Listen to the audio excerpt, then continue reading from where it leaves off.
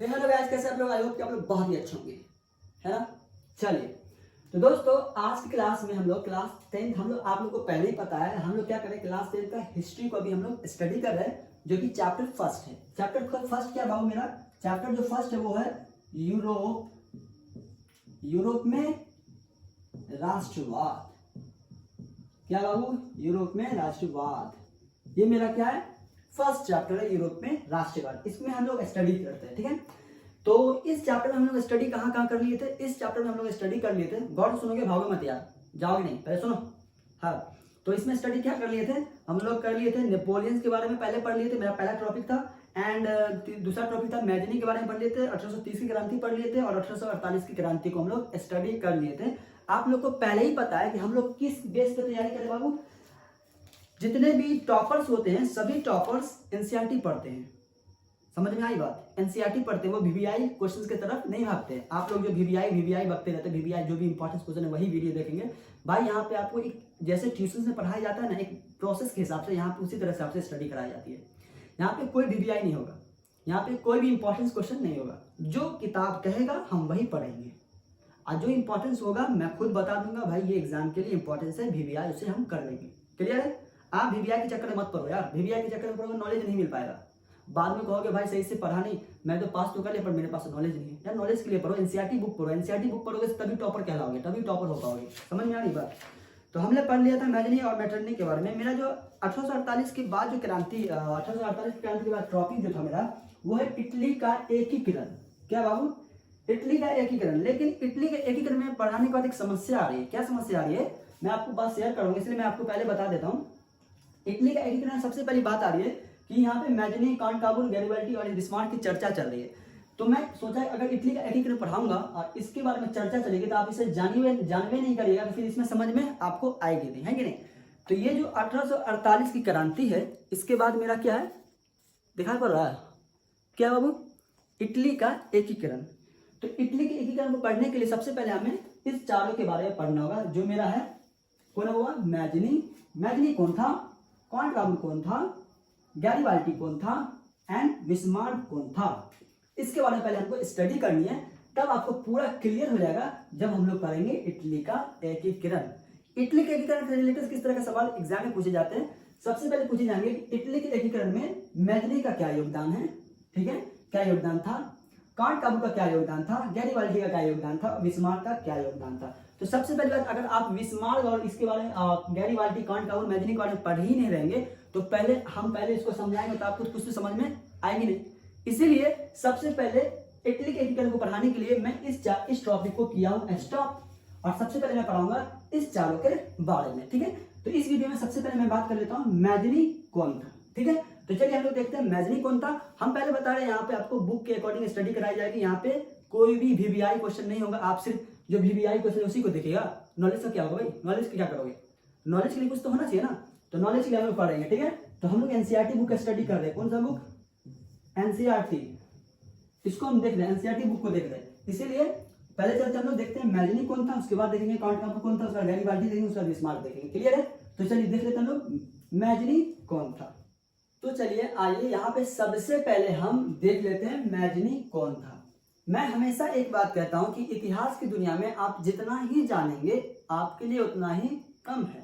समझ में आई बात? इतिहास एक ऐसी दुनिया है जिसका कोई भी अंत नहीं है। आप जितना जानिएगा उसके बारे में उतना ही आपको कम लगेगा।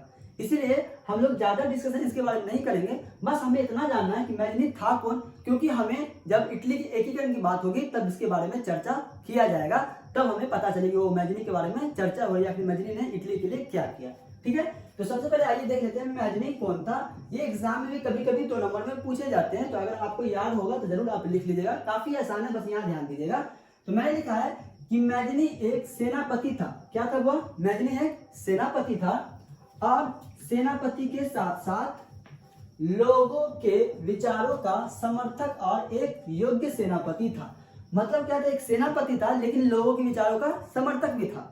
मतलब जो मतलब कुछ प्रॉब्लम होती थी लोगों को, तो उसके ऊपर क्या करते वो विचार करते थे, है ना, उसके बारे में सही डिसीजन देते थे। मतलब सच्चाई के रास्ते पर चलने वाला जो काम होता है, जैसे बीच में झगड़ा हुआ किसी का, वो गया और उसके प्रॉब्लम को सॉल्व करता था, लोग विचारों का समर्थक था, इतना याद रखिएगा, ठीक है। तो आम भाषा में इस तरह मैंने आपको बताया। तो मेरा पहला जो पॉइंट है वो क्या है, मैजनी एक सेनापति था और सेनापति के साथ साथ लोगों के विचारों का समर्थक और एक योग्य सेनापति था। क्लियर है? लेकिन उसने नेताओं के मामले में कुछ खास ज्ञान नहीं थी। लाइक ऐसा कभी होता है ना कि कोई बंदा क्या होता है, पॉलिटिक्स में घुस गया और उसे पॉलिटिक्स के बारे में कुछ पता ही नहीं है। आजकल दुनिया में जिसको अच्छा खासा नॉलेज है पॉलिटिक्स में मामले में, वही उसके अंदर इन्वॉल्व होता है, तभी वो अपने दिमाग से काम करता है। लेकिन मैग्नी के पास उतना दिमाग नहीं था, और नेताओं के मामले में उतना दिमाग नहीं था जितना कि नेता के पास होती है। ठीक है, इसीलिए उसमें आदर्शवादी गुण अधिक थे। आदर्शवादी में जो आदर करने वाला गुण जो था वो बहुत अधिक था। कोई भी कभी भी एक नेता को देखेगा तो बस उसके अंदर आदर्शवादी तभी आती है जब इलेक्शन का टाइम होता है, जब उसे वोट लेना होता है तभी वो आदर्शवादी दिखाता है कि मैं आपका ये हूँ वो वोट दिए वगैरह वगैरह। जैसे वो जीता उसके बाद वो अपने अपने घर चले जाते हैं, दोबारा झांकता ही नहीं है कि नहीं? ऐसा ही होता है, हर जगह ऐसा ही होता है। तो वही था। तो उसके पास क्या था कि सेना मतलब क्या कहते हैं कि मैजनी एक नेता था, पर नेताओं वाला उसके पास गुण नहीं था। इसीलिए उसमें आदर्शवादी गुण अधिक था, इज्जत करने वाला, आदर देने वाला गुण अधिक था, और व्यवहारिक गुण कम था।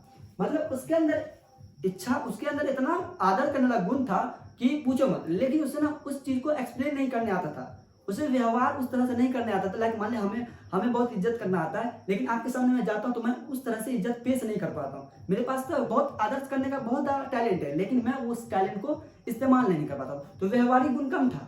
तो इसी तरीके से उसके पास व्यवहारिक गुण कम था और आदर्शवादी गुण अधिक था। अपनी हार के बाद भी मैजनी ने हार नहीं मानी।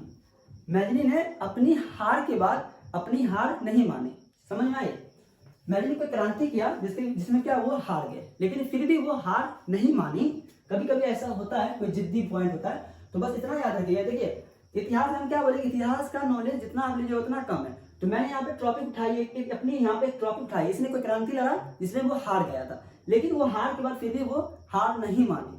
होता है कभी कभी क्या कहते हैं कि गिर के उठना, फिर उठ के गिरना, संभलना, गिरना पड़ना, यही जिंदगी का रीति रिवाज है। तो शायद मैजनी ने भी यही अपनाए। तो अपनी हार के बाद भी मैजनी ने हार नहीं मानी। सन 1831 में उसने यंग इटली नाम की एक संस्था की शुरुआत की। क्या नाम की? यंग इटली नाम का। तो याद रखिएगा मैजनी ने कौन सा नामक संस्था शुरुआत की थी? तो यंग इटली नाम की एक संस्था की शुरुआत की थी और नया इटली के निर्माण में महत्वपूर्ण भाग लिया। तो मैंने यहाँ पे क्या बोले, वो हार के बाद उसने भी हार नहीं मानी और 1831 ईस्वी में उसने यंग इटली नाम की एक संस्था खोली, संस्था का शुरुआत किया और नए इटली के निर्माण में महत्वपूर्ण भाग लिया। नए इटली बनाने में सबसे बड़ा महत्वपूर्ण भाग मैजनी ने लिया। ठीक है, इसलिए जब हम लोग इटली का एकीकरण पढ़ेंगे तो सबसे इसका भूमिका भी आएगी, इसकी भूमिका आएगी। तो आपको ये भी लिखना है, समझ में आए? इसलिए मैं आपको पहले इंट्रोड्यूस इससे करवा रहा हूँ। ठीक है, एंड इसका सबसे बड़ा जो मकसद था वो क्या था? इटली प्रादीप से, प्रदीप का मतलब होता है कि, प्रदीप का मतलब बोले तो जैसे चारों तरफ से समुंदर होता है और यहाँ से कोई रास्ता होती है। मतलब तीन तरफ से क्या होता है? पानी, और एक तरफ से क्या होता है?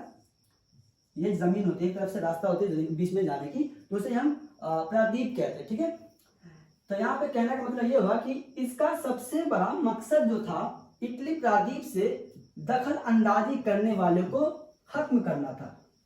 दखल अंदाजी बोले तो जैसे होता है ना, दलाली करता है कोई भी चीज, मैं चाहता हूँ कि इसका भला हो, लेकिन अगला बंदा आगे क्या करता है, नहीं ये खराब है, ये मत करो, ऐसे चीज गलत है, ऐसा मत करो, ये दखल अंदाजी कर देता है। तो सबसे बड़ा मकसद उसका था कि इस दखल अंदाजी के दलालों को मेरे को यहाँ से भगाने का है। ये दलाल जब तक भागेगा नहीं तब तक इटली का एकीकरण में कुछ भी सुधार नहीं होने वाला है। तो मैजनी का सबसे बड़ा मकसद था कि इटली प्रादीप से दखल अंदाजी करने वाले को खत्म करना था तथा सभी लोगों को जोड़कर जैसे वो दखल अंदाजी करने वाले, प्रादीप से दखल अंदाजी करने वाले वो लोग को भगाना चाहा, तो भगाने के बाद उसके बाद तथा सभी लोगों को जोड़कर एक गणराज्य का निर्माण करना था। समझ में? जब तक प्रादीप से दखल अंदाजी करने वाला भागेगा नहीं तब तक क्या होगा कि सभी लोगों को जोड़ करके गणराज्य तैयार होगा नहीं। तो सबसे बड़ा मकसद क्या था मैजनी का? प्रदीप में दखल अंदाजी करने वाले को भगाना। ठीक है, तो आप इतना ही नॉलेज रखिए इसके बारे में, ज्यादा कुछ खास नहीं है। हम इसलिए ये चीज बताएं ताकि मैं अभी इटली का एकीकरण आपको पढ़ाऊंगा। इटली का एकीकरण जैसे मैं पढ़ाऊंगा तो इसके बारे में चर्चा होगी कि मैजनी के इटली के एकीकरण में मैजनी का क्या भूमिका है, क्या योगदान है, तो आपको लिखना है इसी तरीके से जैसे मैं बताऊंगा। ठीक है, तो आज की क्लास को मैं यहीं पे स्टॉप करता हूं क्योंकि क्लास काफी लंबा हो जाएगा। तो इससे अगले क्लास में हम लोग क्या करेंगे, मैजनी के बारे में देख लिए, उसके बाद हम लोग किसके बारे में देखेंगे, किसके बारे में था, मैजनी किताब में देखता हूँ किसके बारे में, कांट काबू था, गैरीबाल्डी था और बिस्मार्क था, है नहीं। तो मैजनी मेरा हो गया और इसके बाद हम लोग कांट काबू को देखेंगे, कांट काबू कौन था, उसके बाद गैरीबाल्डी कौन था, उसके बाद हम लोग देखेंगे बिस्मार्क कौन था, तब हम लोग देखेंगे इटली के एकीकरण की भूमिका को हम लोग देखेंगे। ठीक है, तो आज के लिए इतना ही, फिर मिलते हैं हम लोग अगले क्लास में। अभी तक चैनल पे नए तो चैनल को सब्सक्राइब कर ले। हम पहले बता रहे हैं हम लोग एनसीईआरटी के अकॉर्डिंग पढ़ रहे हैं, जो एनसीईआरटी कहता है हम वही पढ़ेंगे। जब हम एनसीईआरटी को पढ़ेंगे तभी मेरा अच्छे से नॉलेज होगा और अच्छे से क्लास 10 की नॉलेज होगी। और जब हम एग्जाम में बैठेंगे तो हमें कोई भी स्ट्रेट माइंड में नहीं होगा भाई हम कुछ आता ही नहीं है। आप बीबीआई के चक्कर में बिल्कुल भी ना पड़े, आप बुक सिर्फ स्टडी करें, आपको अच्छे खासे नॉलेज हो जाएंगे। उसके बाद आप एग्जाम में किसी चीज को रखने की जरूरत नहीं पड़ेगी। ठीक है, तो आई होप कि आपको मेरा लेक्चर अच्छा लगा होगा और ये आज की क्लास भी आपको पसंद आई होगी। तो आज के लिए इतना ही, फिर मिलते हैं हम लोग अगली क्लास में कांट काबू के साथ।